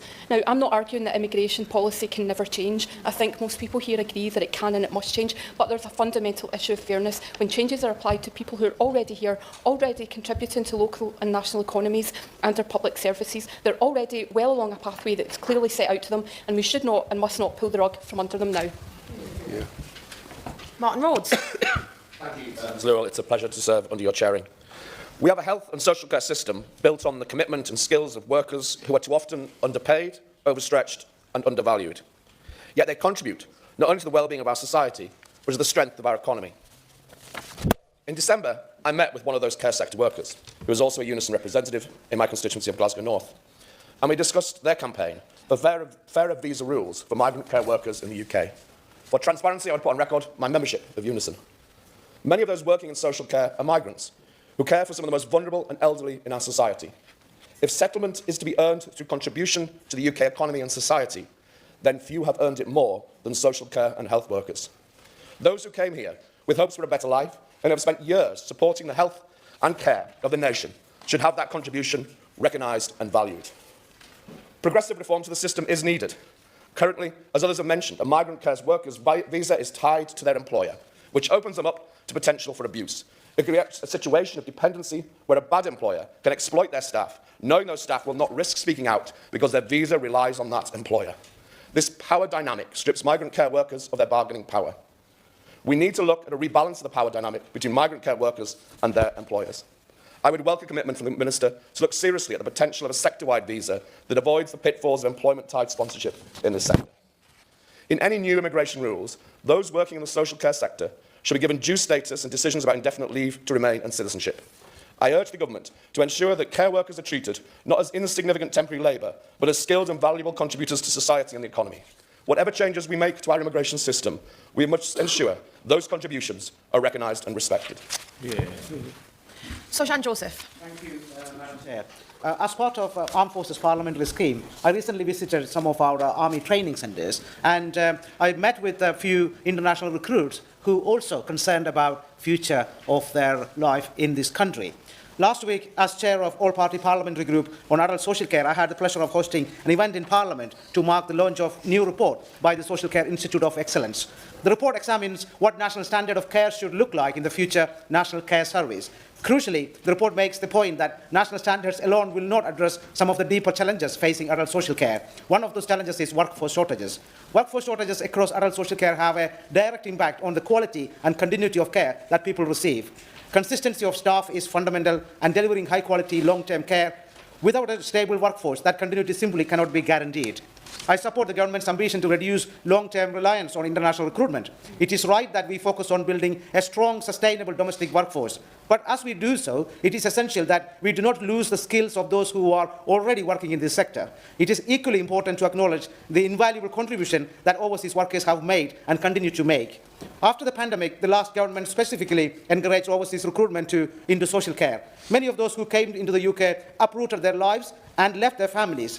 They have made sacrifices to serve in a sector that holds the well-being of our most vulnerable citizens in its hands. As we look to encourage more domestic workforce to think about pursuing a rewarding career in social care, will my honourable friend, the Minister, consider allowing those overseas care workers who are already in the country to complete the 5-year route to indefinite leave to remain? In its last annual report examining the healthcare social care sectors, the Care Quality Commission stated that vacancy and turnover rates in adult social care have continued to fall. While this is, of course, to be welcomed, it is also pointed out that vacancy rates in the sector are still 3 times higher than those in the wider job market. We should therefore do everything we can to encourage both recruitment and retention of workers. After all, retaining trained care workers is significantly cheaper and more reliable than replacing them. But if overseas workers who are already working in social care will have to wait 10 or 15 years to gain indefinite leave to remain, they may be tempted to move to other countries like Australia or Canada that offer quicker routes to similar settlement status. Thank you. Ewan Steenbank. And it's a pleasure to serve under your chairmanship. I'm going to confine my remarks to the impact of Ilr proposals on social care in my constituency in Scotland. Around 25% of social care workers come from other countries around the world. We need social care staff that live, work and breathe care, and with an ageing population, we need more of them. Most of these staff have diligently and with a smile on their face taken care of our families. They have all not received a good deal over the last few years, reflecting their contribution, with often inadequate pay offers, often limited to the living wage. With Falkirk's care sector, we held a round table in November on this very subject, and I thank the fantastic local social care workers who travelled down to London to speak with me before Christmas. The concern they have is simple. Employers typically only sponsor when they need to anyway. The recent rise in those coming on social care visas is due to the pay being unattractive to domestic-born workers. Every employer in the room at my round table cited immovable difficulties recruiting locally as the reason that they were pursuing sponsorship. This is unlikely to radically improve given successive paltry living wage levels being set well shy of £15 an hour and well short of a sustainable wage for attracting domestic workers en masse reliably, and morally insufficient for anyone who contributes in working in such a valuable profession. This is a push without a pull.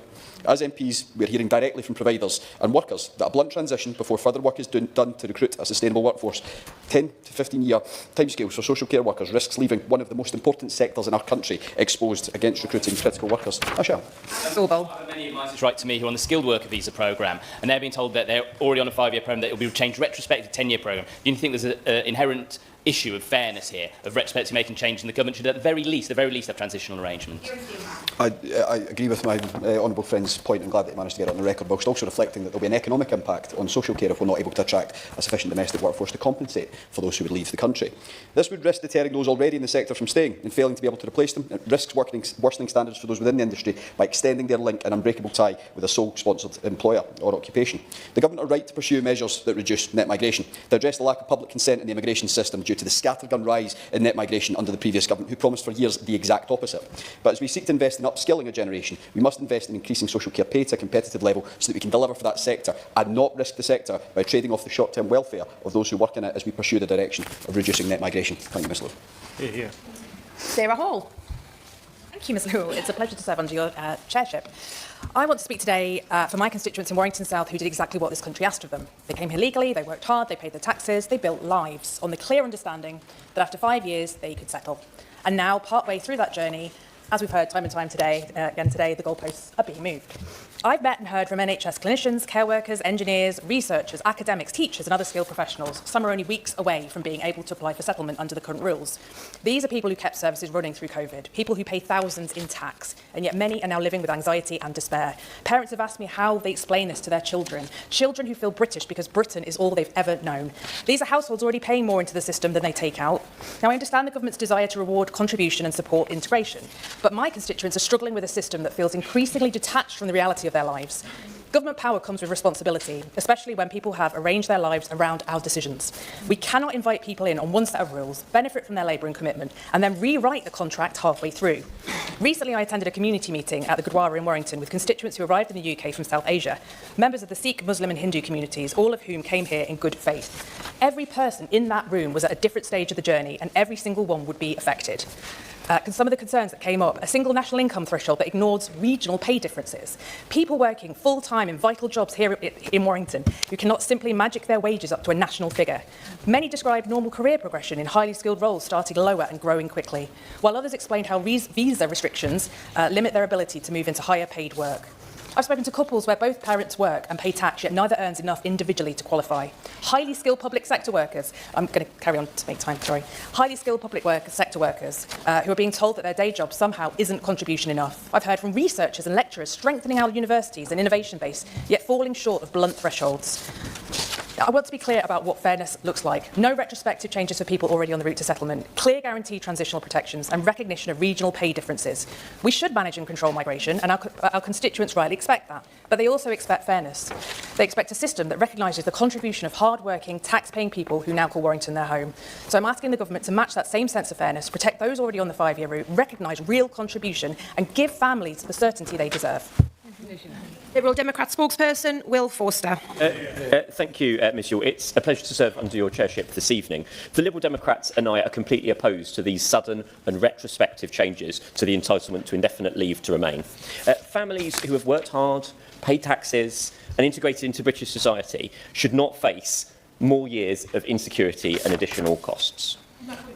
I will give way. Wilson. Thank my honourable friend for giving way. As well as the uncertainty caused by the extension from 5 years to 10 years for qualification for ILR, will he agree with me that many families in my constituency of Twickenham who've contacted me are concerned where one parent has stayed at home to look after children and therefore will not meet the minimum £12,500 threshold for permanent residence and as such therefore face massive childcare costs if they're now forced to go out to work? I want to thank my honourable friend for Twickenham for highlighting that. She is a strong advocate for children and families, and she's quite right to highlight the government have not thought these policies through. It has a disproportionate impact, and particularly when childcare costs are so significant. And if you allow me a little while, I will move on to talking about the income thresholds changes that I don't think are acceptable. As I was highlighting, the Liberal Democrats and I do oppose these changes. This is moving the goalposts and changing the rules of the game after we have started and after we have kicked off. This goes against the fundamental British value of fairness.